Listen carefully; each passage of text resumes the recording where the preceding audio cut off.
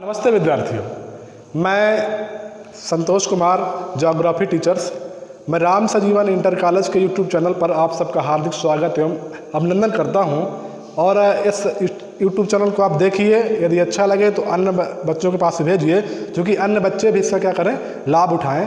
तो आज मैं कक्षा 9th के ज्योग्राफी का प्रथम चैप्टर भारत की स्थिति एवं विस्तार को डील करूँगा, देखूँगा, समझाऊँगा, पढ़ाऊँगा। तो जिससे जो तथ्य हैं उनके बारे में हम आज देखेंगे कि भारत की जो ग्लोब में है, तो ग्लोब में भारत की स्थिति कहाँ पे है।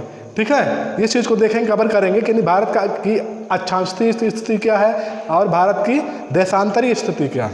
ठीक है, फिर इसके बाद हम देखेंगे कि क्षेत्रफल की दृष्टि से भारत से बड़े देश विश्व में जो है कौन कौन से बड़े देश हैं। ठीक है, फिर इसके बाद हम देखेंगे कि अपने भारत का क्षेत्रफल कितना है। फिर हम पढ़ेंगे कर्क रेखा, फिर मानक यमोत्तर रेखा, फिर भारत के पड़ोसी देश, फिर भारत का सबसे दक्षिणतम बिंदु और भारत सबसे उत्तरी बिंदु, अरुणाचल प्रदेश एवं गुजरात प्रदेशों के सूर्य उदय के समय का अंतर। इन चीज़ों के बारे में हम अध्ययन करेंगे जो कक्षा 9th के कोर्स में दिया गया है ज्योग्राफी में।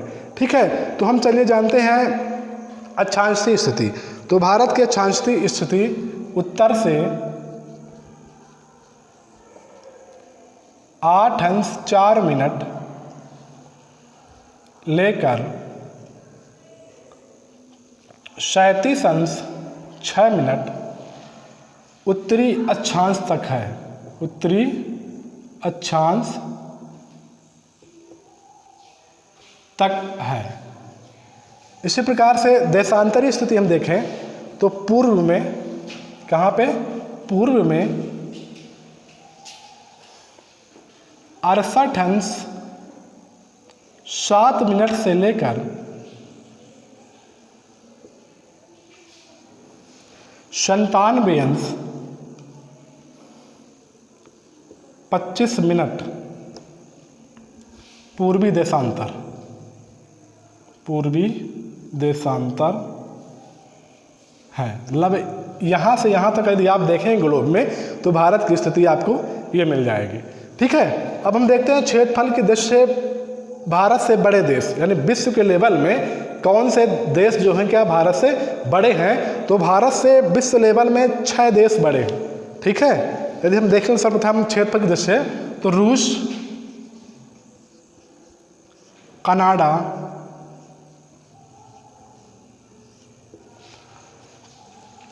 चीन,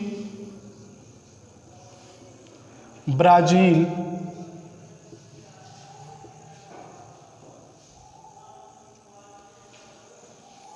रूस, कनाडा, चीन, ब्राज़ील, संयुक्त राज्य अमेरिका,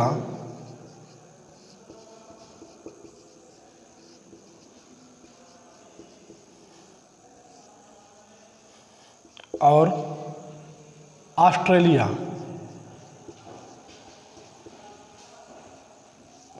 ये देश अपने क्षेत्रफल की दृष्टि से अपने भारत से बड़े हैं। और 7वें नंबर में आपका देश आता है, वो क्या है, भारत है। तो यदि आपसे कोई पूछता है कि क्षेत्रफल की दृष्टि से विश्व में भारत का कौन सा स्थान है, तो आप बता सकते हैं कि रूस, कनाडा, चीन, ब्राज़ील, संयुक्त राज्य अमेरिका और ऑस्ट्रेलिया के बाद इंडिया क्या है, 7वें स्थान पर है। ठीक है, और भारत की यदि हम क्षेत्रफल की बात करें तो 32,87,263 वर्ग किमी। कितना है, 32,87,200 वर्ग किलोमीटर, जो पूरे विश्व के क्षेत्रफल का, ठीक है, पूरे विश्व के क्षेत्रफल का भारत का क्षेत्रफल 2.42% है। कितना है, पूरे विश्व के क्षेत्रफल का 2.42% है। यदि हम भारत में देखें कि भारत का वह राज्य जो क्षेत्रफल की दृष्टि से सबसे बड़ा है, तो आप क्या बताएंगे, राजस्थान। भारत का सबसे बड़ा राज्य किसकी दृष्टि से, क्षेत्रफल की दृष्टि से, तो वो राज्य कौन सा है, राजस्थान। और सबसे छोटा जो है क्षेत्रफल की दृष्टि से, तो आपको क्या हो जाएगा, गोवा। और इसी प्रकार से हम देखिए क्षेत्रफल से था, यदि यहाँ से हम देखें जनसंख्या की दृष्टि से, जनसंख्या की दृष्टि से हम देखें भारत का में विश्व में कौन सा स्थान है, तो चीन के बाद विश्व में भारत का दूसरा स्थान है। ठीक है, अब इसके बाद हम डील करते हैं कर्क रेखा। क्या समझेंगे कर्क रेखा है क्या? तो यदि हम इसको ग्लोब मानते हैं, ये हो गया ग्लोब। ग्लोब है क्या? ग्लोब पृथ्वी की एक काल्पनिक संरचना है। क्या है? पृथ्वी की एक काल्पनिक जो है संरचना है, जिसके आधार पर ये चीज़ बांटी गई है कौन सी रेखाएं कहाँ पे, जितनी भी रेखाएं खींची गई हैं, ये अक्षांश देशांतर रेखाएं, सभी क्या है? एक प्रकार की काल्पनिक रेखाएं हैं। ठीक है, तो हम देखते हैं क्या कर्क रेखा को हमें देखना है। तो जो 0 डिग्री में, ये अक्षांश रेखा हो गई 0 डिग्री, इसको विषुवत रेखा कहते हैं।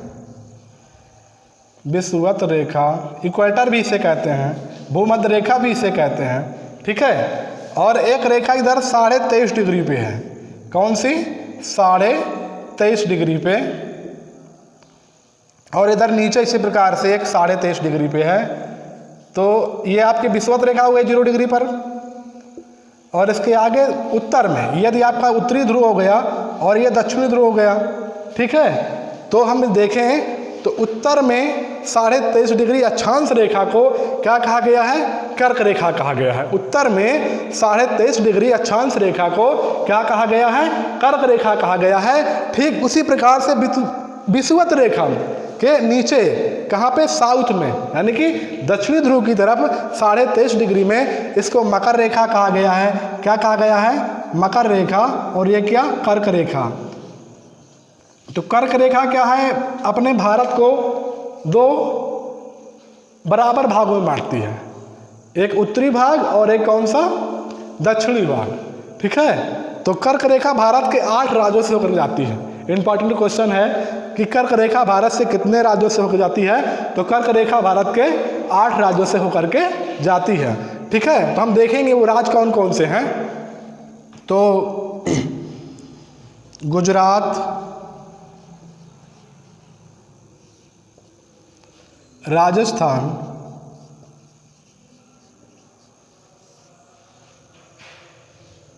मध्य प्रदेश, छत्तीसगढ़,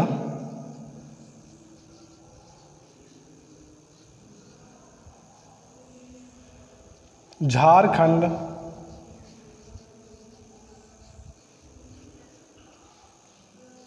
पश्चिम बंगाल,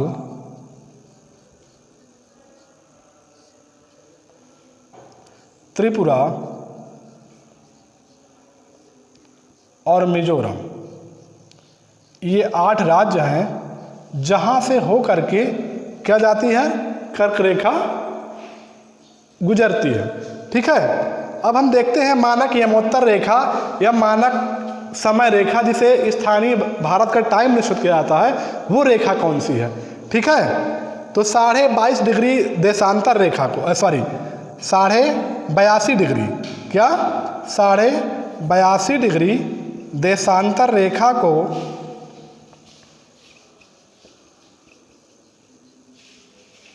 हम क्या कहते हैं? मानक समय रेखा कहते हैं, जिससे क्या किया जाता है? भारत का स्थानीय टाइम निश्चित किया जाता है। क्या किया जाता है? भारत का स्थानीय टाइम निश्चित किया जाता है, जो विश्व के स्थानीय टाइम से, यानी कि 0 डिग्री देशांतर से, कितना? 0 डिग्री देशांतर से कितना आगे है इंडिया का टाइम? 5.5 घंटे आगे। ठीक है, यदि हम इसको देख लें 0 डिग्री जो है देशांतर से लेकर के कितना हो गया? 82.5। यदि हम इसमें क्या कर देंगे, चूंकि एक देशांतर रेखा को इस तरह देशांतर, दोनों ध्रुवों को मिलाने वाली रेखाएं क्या कहलाती हैं? देशांतर रेखाएं कहलाती हैं। ऐसी रेखाएं जो उत्तरी ध्रुव को दक्षिणी ध्रुव से मिलाती हैं, उन्हें हम क्या कहते हैं? देशांतर रेखाएं कहते हैं। ठीक है, तो एक देशांतर रेखा के टाइम को कह दीजिए या फिर सूर्य के प्रकाश को कह दीजिए, एक देशांतर रेखा को पार करने में उसे 4 मिनट का टाइम लगता है। ठीक है, तो इसी स्तर से यदि हम देखते हैं, यदि हम मान लें 0 डिग्री क्या वो निश्चित किया गया है? वाशिंगटन DC में एक वो की गई थी, बैठक की गई थी। कब? 1884 में। जिसमें यह निश्चित किया गया था कि 0 डिग्री देशांतर को पूरे विश्व लेवल में समय को निश्चित करने के लिए निश्चित किया जाएगा। ठीक है, यानी पूरे विश्व का टाइम कहाँ से निश्चित किया जाएगा? 0 डिग्री देशांतर से ही क्या किया जाएगा? पूरे विश्व का टाइम निश्चित किया जाएगा। तो इससे यदि हम पूरब में जाते हैं, चूंकि हमारा भारत इधर पड़ता है ना, पूर्वी देशांतर, यहाँ हम लिख सकते हैं पूर्वी देशांतर। तो हम कहाँ जा रहे हैं? पूरब में जा रहे हैं। तो जब हम पूरब में जाएंगे तो टाइम क्या हो जाएगा? एक देशांतर को पार करने में 4 मिनट का अधिक टाइम लेगा। ठीक है, तो यदि वो अधिक टाइम लेगा तो हम यदि इसको देखें तो 82.5 गुणे यदि हम 4 करेंगे तो ये लमसम क्या पूरा क्लियर आपका 3.5 घंटे 5.5 घंटे हो जाता है। ठीक है, अब हम इसे क्या कहते हैं? मानक समय रेखा क्या है हमारी? स्थानीय समय रेखा 82.5 डिग्री देशांतर को यह निश्चित किया गया है कि ये यहाँ से क्या किया जाएगा? टाइम को निश्चित किया जाएगा। हम बड़े सौभाग्यशाली हैं कि हमारे उत्तर प्रदेश के मिर्जापुर से क्या निकल रही है? मानक समय रेखा निकल रही है। और जिस प्रकार से कर्क रेखा भारत के 8 राज्यों से जाती है, उसी प्रकार से मानक समय रेखा भारत के 5 राज्यों से होकर जाती है। वो राज्य हम देखेंगे, चलिए पढ़ते हैं वो राज्य कौन कौन से हैं। तो वो राज्य आपके उत्तर प्रदेश, मध्य प्रदेश, छत्तीसगढ़,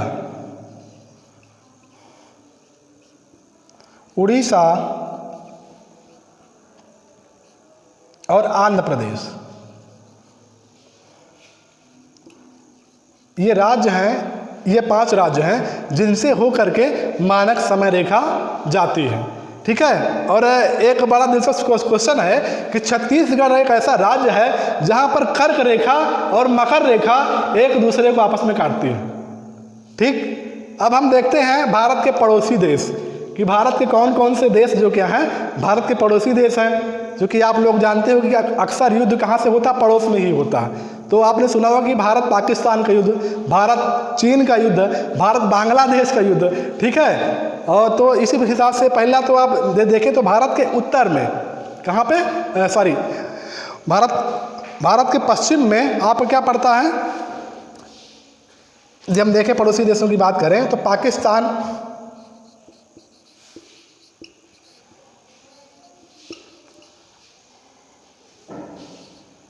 पाकिस्तान हो गया,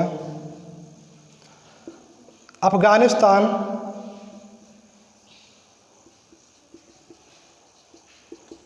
फिर उत्तर में आइए तो आपका चीन, नेपाल उत्तर पूर्व में, भूटान,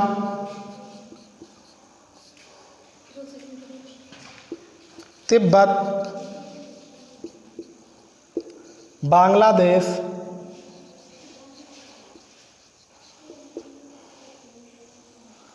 म्यांमार,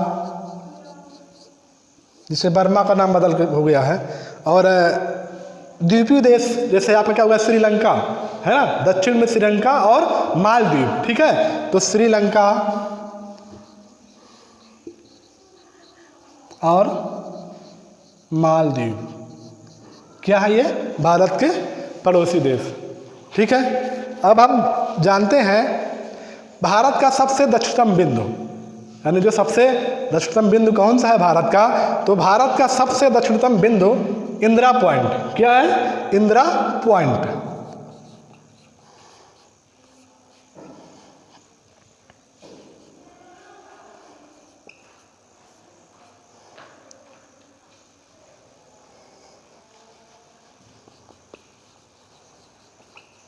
इंदिरा पॉइंट। ठीक है, और इसी प्रकार से भारत का सबसे उत्तरी बिंदु तो इंदिरा काल।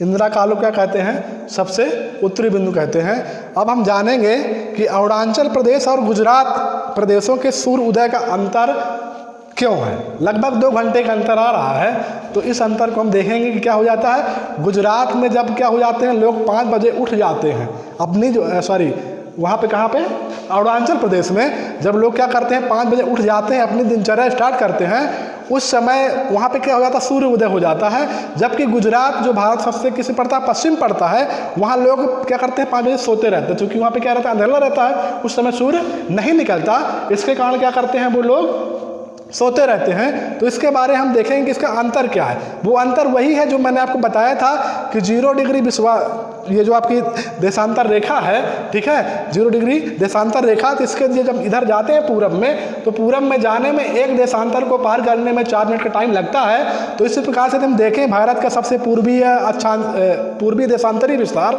और सबसे पश्चिमी देशांतरी विस्तार, ठीक है, मैंने जो यहाँ पर आपको इंडिकेट किया था, यह सबसे पूर्व में क्या हो गया, ये आपका सबसे पश्चिमी हो गया जो कहाँ से गुजरता है, गुजरात से, और ये क्या हो गया, सबसे पूर्वी हो गया।